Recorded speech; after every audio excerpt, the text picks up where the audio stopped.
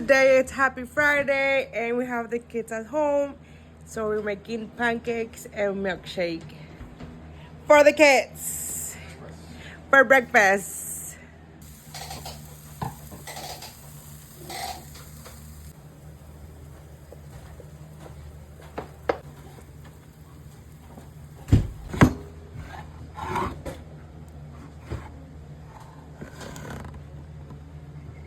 Hey, little mamas.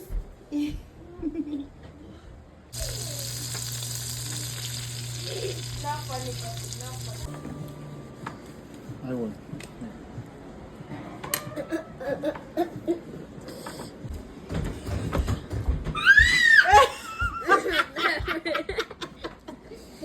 Otra vez.